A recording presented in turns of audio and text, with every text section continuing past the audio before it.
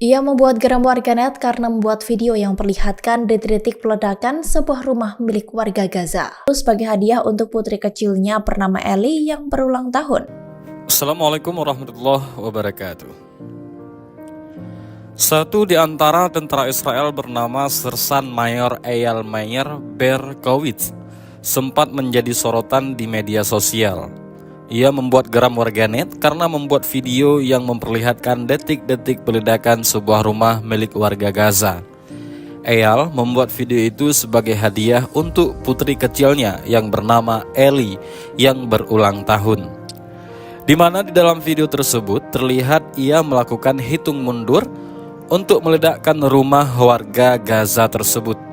Ia pun mendedikasikan pengoboman rumah itu untuk putrinya yang bernama Ellie. Pemboman ini adalah dedikasi untuk putri kecilku Ellie, katanya pada saat itu. Namun dikutip dari sumber yang sangat akurat, kini Eyal Meir Berkowitz kini telah diumumkan tewas di dalam pertempuran melawan Hamas. Ia tewas pada hari Kamis dalam pertempuran di jalur Gaza Utara. Eyal Meir Berkowitz yang berumur 28 tahun merupakan seorang tentara Israel dari Batalion 699. Selain dirinya, ada tentara Israel lainnya yang diumumkan tewas. Laporan media Israel menyebut bahwa 5.000 tentara Zionis telah terluka sejak dimulainya kampanye militer di jalur Gaza. Dari jumlah itu, sebanyak 2.000 tentara secara resmi diakui sebagai penyandang disabilitas oleh Kementerian Pertahanan Israel. Hal itu dilaporkan oleh surat kabar harian Yediot Ahronot. Laporan tersebut menambahkan bahwa sekitar 60 tentara yang baru itu terluka dilaporkan setiap hari oleh Departemen Rehabilitasi Militer Israel. Jumlah itu hanya mencakup anggota pasukan keamanan dan tentara cadangan, tidak termasuk tentara reguler. Ini menunjukkan bahwa jumlahnya bisa jauh lebih tinggi.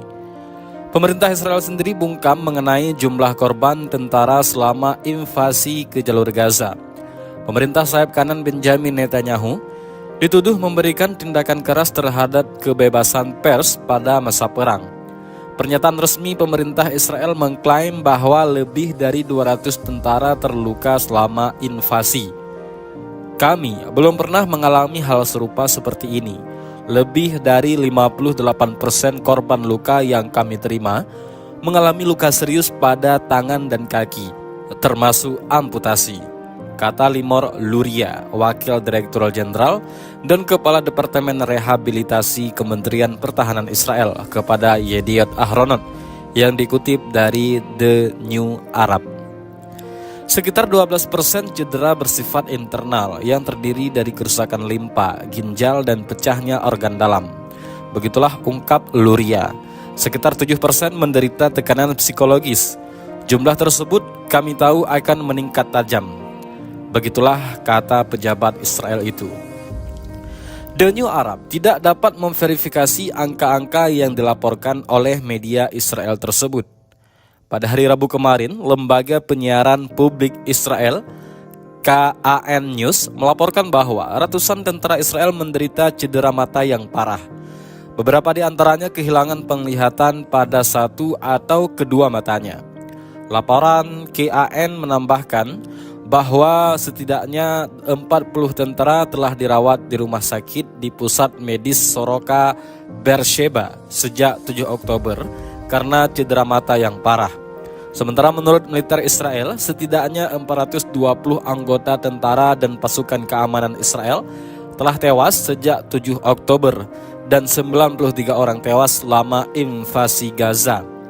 Di sisi lain, sejak Israel memulai serangan gencarnya di jalur Gaza, lebih dari 20.000 warga Palestina telah dinyatakan tewas dan 46.000 sekian orang terluka. Sebahagian besar di antaranya adalah warga sipil. Bangsa Israel atau bangsa Yahudi akan runtuh karena kesombongannya. Saat ini, bangsa Yahudi telah memperlihatkan keangkuhan dan kesombongannya terhadap dunia, terutama dunia Islam. Namun tanpa mereka sadari, justru hal itulah yang menjadi awal kehancuran mereka. Begitulah yang difirmankan Allah di dalam kitab suci Al-Quran. Dan isi ayat Al-Quran itu sebagai berikut. Bismillahirrahmanirrahim. Wa qadayna ila bani Israila fil kitabi latufsidunna fil ardi marratain wa lata'lunna 'uluwan kabira. فإذا جاء وعد أولاهما بعثنا عليكم عبادا لنا أولي بأس شديد فجاسوا خلال الديار وكان وعدا مفعولا ثم رددنا لكم الكرة عليهم وأمددناكم بأموال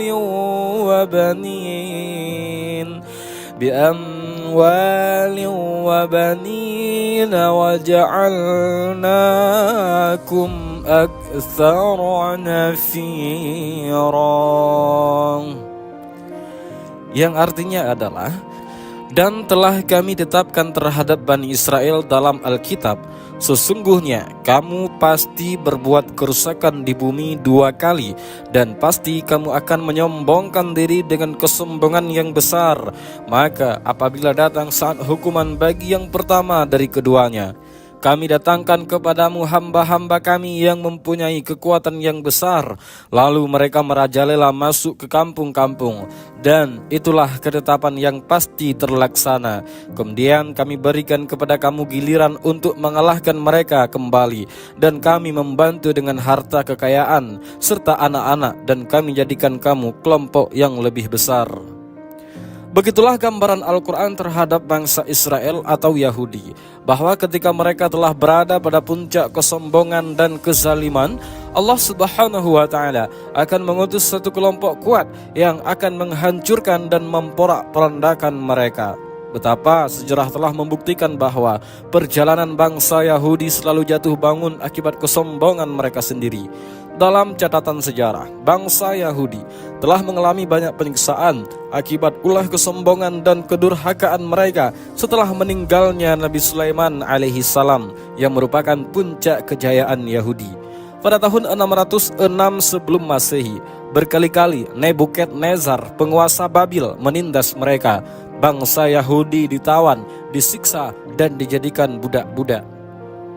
Pada tahun 598 sebelum Masehi, kembali bangsa Babil melakukan penyerangan ke daerah Yerusalem, dan korban kali ini lebih banyak dari sebelumnya. Bahkan Raja Yahuda dijadikan tawanan, dan kuil Sulaiman dihancurkan, serta kitab suci mereka dibakar.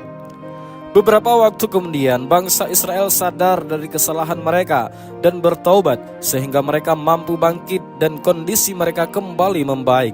Setelah 40 tahun berada dalam kekuasaan kerajaan Babil, muncullah kekuatan baru, Persia. Kerajaan ini melakukan penyerangan kepada bangsa Babil di bawah pimpinan Koresi.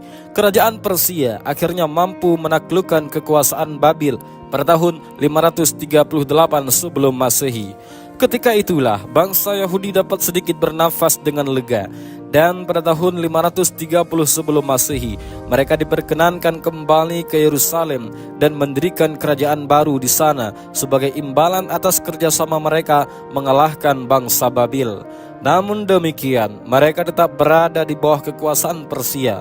Pada masa kekuasaan ataupun penjajahan Persia itulah Zurabbael, seorang bangsawan keturunan Nabi Daud alaihissalam, kembali membangun tempat peribadatan bekas bangunan Daud dan Sulaiman yang pernah dihancurkan kerajaan Babil.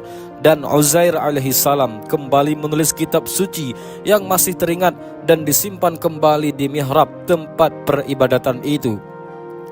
Ketika itu bangsa Yahudi tidak mengerti lagi bahasa Ibrani. Mereka menggunakan bahasa Aramia. Di samping mereka tidak lagi mengesahkan Tuhan sebagaimana ajaran Nabi Daud dan Nabi Sulaiman. Dan para pemuka agama Yahudi melakukan berbagai penyimpangan ajaran tauhid. Kemusyrikan dan ajaran pagan menjangkiti masyarakat Yahudi. Bahkan mereka kembali kepada keangkuhan dan kesombongan dan berbuat kerusakan di bumi. Ketika itulah datang kekuatan baru dari Makedonia, Iskandar Zulkarnain, yang berhasil menyerang dan mengalahkan kekerajaan Persia. Iskandar Agung kemudian menaklukkan Yerusalem pada tahun 333 sebelum Masehi. Pada masa inilah dilakukan gerakan Helenisasi dalam segala bidang. Nama-nama orang Yahudi pun diganti dengan nama orang Yunani. Orang-orang Yahudi kemudian dihinakan dan dipaksa menari tanpa busana. Selanjutnya, sedikit demi sedikit kondisi bangsa Yahudi kembali membaik karena kekuasaan sedikit berpihak kepada mereka. Namun kondisi ini tidak berlangsung lama setelah jatuhnya Yerusalem ke dalam kekuasaan Mesir sekitar tahun 166 sebelum Masehi. Kemudian mereka bangkit lagi di bawah pimpinan salah seorang keturunan Bani Israel hingga tahun 40 sebelum Masehi. Hal ini pun tidak bertahan lama karena munculnya kekuatan baru, yaitu bangsa Romawi. Bangsa Yahudi berkali-kali melakukan pemberontakan, namun berhasil ditumpas atas kerjasama bangsa Romawi dengan Yosepus bin Mattas. Ini terjadi sekitar tahun 70 Masehi. Baitullah yang berada di Yerusalem dibakar habis dan ratusan ribu orang Yahudi dibunuh. Selanjutnya sekitar tahun 132 sampai 135 Masehi timbul lagi pemberontakan yang dipimpin oleh Simon Bar Kokhzina, dan kali ini penghancurnya dilakukan oleh Adrianus. Tidak kurang dari 580.000 orang Yahudi mati terbunuh. Salah seorang penguasa yang diangkat Romawi bernama Herodus berupaya mengobati hati orang Yahudi dengan membangun sebuah haikal atau tempat peribadatan di lokasi tempat kuil Sulaiman yang sebelumnya telah dihancurkan. Tetapi ibu dari Kaisar Konstantin, Helena, memerintahkan agar tempat itu dijadikan tempat pembuangan sampah, dan tiang-tiang tinggi yang semula direncanakan membangun tempat peribadatan Yahudi diarahkan untuk membangun ataupun pembangunan gereja di suatu lokasi yang diduga makam Nabi Isa alaihissalam. Begitulah bentuk penghancuran, penindasan dan penghinaan yang diterima oleh bangsa Yahudi akibat kesombongan dan kedurhakaan mereka. Begitu juga ketika Islam datang, Nabi Muhammad SAW melakukan perjanjian damai dengan mereka di Madinah. Namun kemudian mereka mengingkarinya, sehingga umat Islam terpaksa mengusir mereka dari kampung mereka, seperti yang dilakukan kepada Bani Nadhir dan Bani Quraidah. Dan demikianlah perjalanan bangsa Yahudi yang selalu jatuh bangun akibat kesombongan mereka. Setiap kali mereka menyombongkan diri, saat itu pula kehancuran sudah menanti mereka. Dan saat itu juga pasukan Allah akan datang untuk menghancurkan mereka. Dan demikian video ini, mudah-mudahan bermanfaat. Allahu a'lam bishawab. Assalamualaikum warahmatullahi wabarakatuh.